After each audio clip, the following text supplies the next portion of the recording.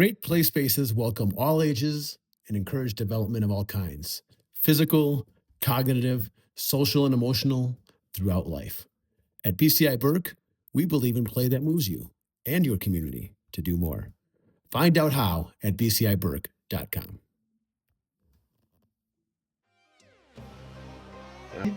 Hey everybody, Rodney Auth, host of the Park People podcast, production of PRB Plus magazine, and we are here today with Rowena Young. She is with the Palmetto County Redevelopment Agency, which is a CRA, and her title is Executive Director. She's been there since September of 2024. But more importantly, or as importantly, she did us a solid and wrote an article for the June issue called Lessons from Connor Park, which is about how her CRA turned contamination into climate infrastructure. So it's a very cool story. We're excited for it to come out. And today, Rowena is going to take us a little bit into a deeper dive into what the project was about, how it got started, what the pitfalls were, all the good things. So, Rowena, welcome. How are you holding up today? Wonderful. All is well. Thank you so much for having me. Yeah, we're happy to have you. A lot of people don't know about CRAs and what they really stand for. CRAs are community redevelopment agencies. They are local government entities created to revitalize distressed and underserved areas, undeveloped, underdeveloped, to make sure that we can partner with our community and partner with our residents and businesses alike to bring revitalization to those areas that are less than beautiful and make them promising. They exist in many states in Florida, including Florida, Texas, and California. Though their powers and rules vary by state, a simple, clear rundown of what our CRA does is we're a public entity. We're formed by a city or a county to improve areas that are blighted, economically distressed, unsafe, or underutilized. And I love what I do in a community redevelopment area. I love working with communities. I love working with residents and businesses. I love to see things turn from blight to bright. And this is what we were able to accomplish with Connor Park. With Connor Park, the area was inhabited by the Calusa Indians back approximately 2,000 years ago. We know we had the railroad came through Palmetto, bringing growth, bringing opportunities, drastically changing the eco environment that is now Connor Park. Lots of things happen. The railroads go across the Manatee River, which was once known as Oyster River, overdredged, overindulged, overutilized. We lost all the oysters. So the state renamed it the Manatee River. We still do have the railroads going across, but it's not as prominent as it used to be. So one of the things that took place when CSX and partners with all of the other entities, the industrial entities that came through in the area, Connor Park, which is now Connor Park, was left a dump site. There was a lot of arsenic, there was a lot of trash infestation, a lot of things were happening in the area. It was literally a spur for contamination.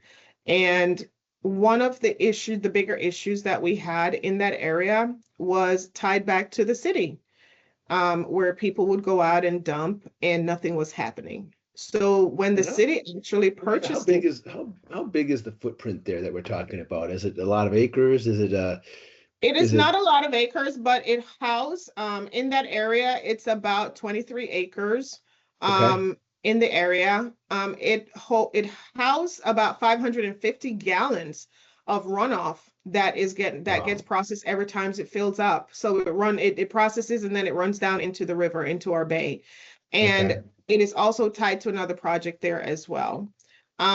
We partnered. So you had I'm sorry to break in. You had an issue where, so you had you had railroad stuff, right, happening. Yes. You had basically the industrial waste, and then because it wasn't probably, a nice space, people felt free to dump stuff there. And Yes. so that made the problem worse. So you've got was it ever classified as a Superfund site? Did it ever go that far, or how contaminated was contaminated? It was contaminated to the point where all of the runoff was going down into the river, Okay. into the Manitou River. And it was very clouded. It was really contaminated. Also, we do believe that some of the habitats, the water habitats there, the marine habitats there died because of that. Yeah. So that was the So oysters you were talking about, but probably yes. more than that. That's just one example of maybe One many. example. Yeah. Yeah. Okay. The Okay. waterways were contaminated. It's almost when you talk about we have overextensive amount of water that runs off when you have floods and storms and those type of things Hmm. that causes the sewer lines to overload and runs off into the river. You're looking at this arsenic, this contamination that runs off into Right. our water source, that makes it really dangerous for life to survive in those areas. Yeah. So when the team started to put this entire process together, basically the state kind of came in, these things are happening, and the city decided that at this point it's time for us to do something better. So they brought in a couple of consultants who started to work on the process. Now, the city bought the property through funds from the CRA, and we started working on this entire process many, many years ago. So it took So hold several on one second, just tries. so I'm clear. I apologize. So the CRA existed. The city had created a CRA prior to purchasing. So there's maybe the CRA had worked on other projects in the city. Am I understanding that correctly, or is the Yes, the CRA a CRA county, was or is county or is a city? city. The It's city. CRA was established back in 1985. So there's Okay. been a lot of slum and blight around the area. In 2012, the CRA area was designated as a brownfield site, as a brownfield Gotcha. area, because the area had so many different brownfield sites. A Mm, lot of contaminations around the area. This being one of the bigger ones, we had fertilizer plants, which basically we've gone through some cleanup on. We have another site that had a garage on there, which had a lot of hard, physical, solid contaminations that they had to dig mm, out from underneath. So some of this was here at Connor Park as well, where there was enough contamination, whether it's arsenic, whether it's oil, crude oil, the runoff from the train tracks and those kind of things. And then from the industry, the industrial wastes that was around the area. So they thought the fact that the water was so close to look at building something that will process all of the runoff with all the testing that they could do wow. to get some of this taken care of. And we Yeah. needed partners. We couldn't do this by ourselves. We needed Yeah. partners. And Um, so what was the mitigation? So you have all of this contamination, and a lot of it's water-based contamination. I know it's in the soil, it's in everything, but like the it seems like the big problem is water's carrying that contamination off-site and further contaminating things downstream in the stream itself. And you're saying one of the big interventions was with your partners was filtration. yes, Is that correct? Okay. yes. Was that step number one as you started to work on before you could turn it into a park, was to, like how did that line up? So for step number one, you have to assess the site. So Okay. we do what is called phase one environmental site assessment. We Hmm. work with an environmental team. In this case, we work with Stantec. Oh, They were okay. the ones that we contracted with Hmm. to I help didn't us to realize test, Stantec did that kind of work. Okay, it's interesting. yeah, Yeah. Okay. to test the site and to help us determine what type of work it would take for us to move through the process. We know it's going to take money. We know Yeah. we don't know all the contamination that is there. So they found several things. So the environmental assessment phase one picked up on several aspects of what was there. Then we had Hmm. to perform a phase two, which you go deeper into the soil Okay. to actually really test what exactly is there. So you Hmm. first, for phase one, you test to see what you could see, Yeah. what you would know off the cuff. This is the kind of assessment that developers used when they were buying property. So you go get a phase one when you're buying property to see if the property is ready to be developed, or if they need to do a testing of phase two to see if there's more things there. So when they did phase two, this is where they came across all of the different things. You have metallic stuff that there's rusted, hard metal there. There is a lot of arsenic in the area. There's a lot of oil runoff from the train lines and from the industrial of all of the stuff that was being dumped in the area.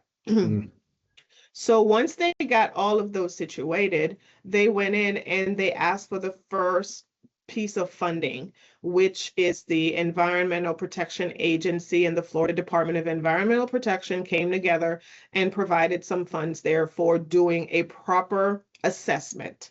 They have different levels of assessment that they do. So once you do ESA 1 and ESA 2, now you can move into those separation of phases and separation of the different parts of the contamination that was there and the type of work it will take to remediate those contamination. It took a lot of partnership. We paid in majority of the funds, but the state has what is called voluntary cleanup tax credit. So whatever you spend, you get 50% of it back. And so those partnerships does make a lot of sense, and it does make a lot of difference. What people would believe contamination is just a liability. For us, it is an opportunity. So we can show people that the work can be done.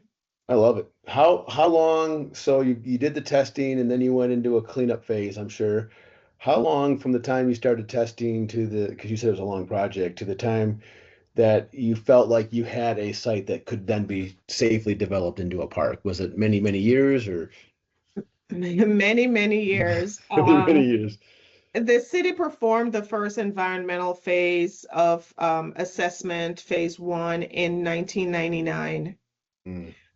In 2001, they did an update because once you do a site assessment version 1, you have to move and get other things in place to keep moving, whether you're going to build a development or you're going to let the land sit. So the land sat for a couple more years where they had to go back and do an updated testing. So once they went back and did that updated testing, they came back in 2015, 2016, and then they did the supplemental, which is the phase 2. That phase 2, we had more money coming into the system by then, that we were able to get partnerships and additional grant funds where we could go forward to ask the DEP to help us to put together the brownfield, what we call a BISRA, the brownfield site remediation assessment. And so they partnered with us from that point on. They have different phases. We call them hotspots that we put holes into the ground and we run the testings from those. They would flush those out and move through that process. And so that took several years for it to get to that point, because we had to build our budget out. We had to build a process out and the planning for it. And so we put majority of the fund in, but the Department of Environmental Protection did provide us additional funding. And they did provide us with those credits. That's something that you get once you submit. Whenever you spend money with the consultants who does the testing, once you pay those invoices, you submit those, and then you get 50% of that back. And you can do it all year long. And you can utilize the 50% to keep the work going, is one of the things that you can do. So after the testing, what were the interventions? I'm calling them interventions, but what were the things that you did, right? So, I know you worked on filtration, but did you have to remove a whole bunch of the soil and replace it with better soil? Like, what were the actual steps, not steps, but what were the things that you had to do before you could even think about turning it into a park? So when we did the remedial planning, we removed 928 tons of contaminaminated soil. That is a lot of pounds. That Where is does a that go? lot Where is that? It's still of contaminated. soil. What do they do with it? That is taken to a real dump space. They do a lot more testing on that. Some of that soil that normally gets removed gets put into a contamination site area. So we don't do that, but the biologists and the chemists, those kind of folks, they take that soil and move it somewhere. And then we would get fresh soil. A lot of the soil that we get are from the port, from the dredging. They go through that process and they test all that soil as well, where you can go and get tested soil from other land around the city or around the county, and you would fill that area in. However, what we actually did was when we dug the soil up, we didn't put that soil back. We did not replace soil in that system. What Oh, we actually did was we built it out okay. into an entire ecosystem where there are fans, there are waves, there are openings like vents to take the water in, to process the water, to push it through.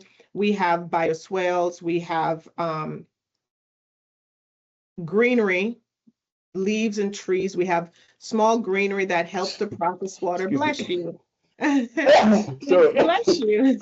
Bless you. It's the way I sneeze. That Sorry. helps you to process the water as it comes through.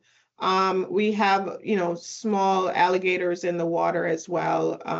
Wildlife is there. We have it's a beautiful space to be currently. Very, very beautiful space. So as we went through that So let me just remediation make sure I process, understand. You guys dug all the contaminated soil out, didn't because of the way the land was, topography or whatever, you didn't have to replace it. You could just no, mold it and add all of these different filtering mechanisms, both yes. natural and Mhm. man-made and whatever else. And the result of that has been you've seen wildlife come back into the river. It has the river Yes. seems a lot cleaner. You haven't seen The oysters come back, I'm guessing.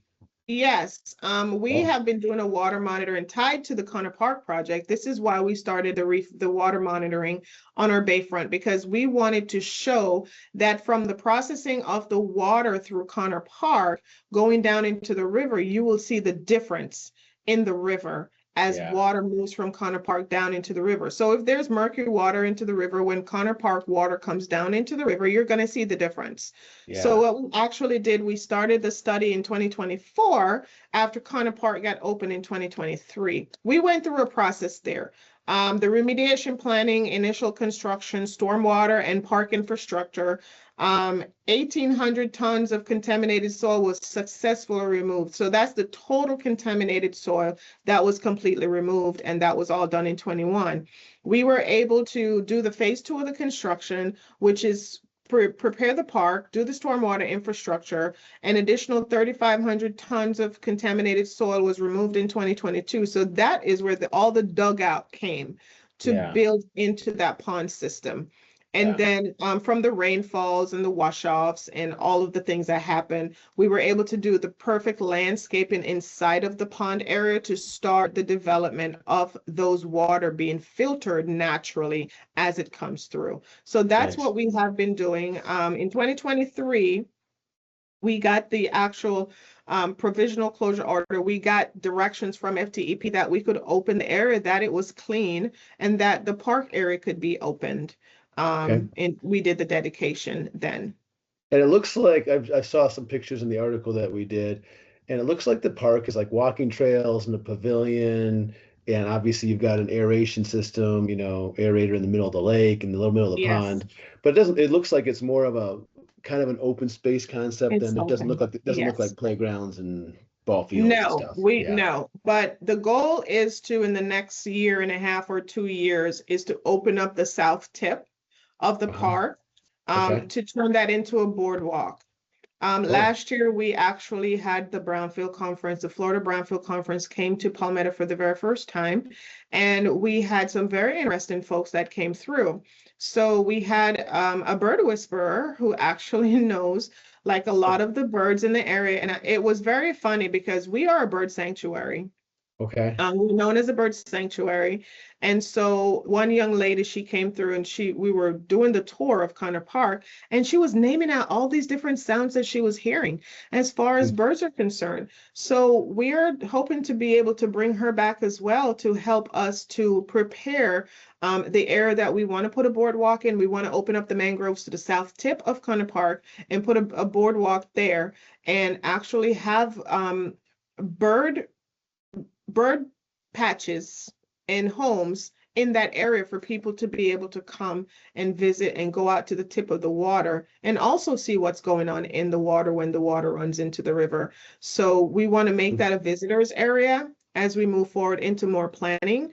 That spurs into what we have done with our Bay Area project, our reef ball restoration, and having a cluster of 360 reef balls together down there. We have oyster life in there. We have green mussels that are very invasive. They also help to clean the water. So we have seen a lot of marine habitats coming back into that area. It was once totally a desert area for habitats. They would not be there. And today we have reef balls in the system. We have biologists that are coming to test for us. The plan is to keep this for 5 years as a monitoring process. Since the governor came and signed that bill to protect our waterfronts, on our bayfronts, we're hoping that some grant funds will come out of that to help us to be able to do more with the water protection and the reefs in that area as well. Well, it sounds like a wonderful project. Nice job. Please come out and take a look at it. Come to. down and visit. We will take you on a tour and show you exactly what we talk about today. Pinpoint some of the areas where all of these the vents are and how the natural resources that we have incorporated into this pond, how it is flowing and how it's working for us. We have eateries out there. We have 2 eateries out there that came from way overseas that powers the area as well and provide additional source of power for us. Yes, we have 2 eateries. Really beautiful out there. Wow. Well, so cool. Well, I'm excited to, let people read this in the June issue. They're going to see this, Thank you. see and listen to this podcast, at the same time. So, wonderful meeting you face to face. Well, I appreciate you doing this. Is there anything, before we hang up here, is there anything else you want to, give a shout out to, or you went into very good depth, though. I feel like you did a good job. Thank you. I just want to say, we should say happy birthday. Thank you. Thank you so much. But one thing I would like to say, visitors and friends alike and residents, not everyone knows what we do around here as far as community redevelopment agencies, but just as a partner with the community to reach out to us. If you want to learn something about what we do and how we spend your tax dollars, please reach out to us. If you want to see how we steward your funds that you provide to us to do this work, please reach out to us. We are open. We are here in the office. We're here for you, visitors and residents alike. And there's so much more projects and programs that is coming our way to make the environment safe and friendly for all. Awesome. Well, we'll leave it there. Rowena, thank you very much for your time. Thank you, Rodney. I appreciate you. Have a wonderful week. You too. Thanks so much.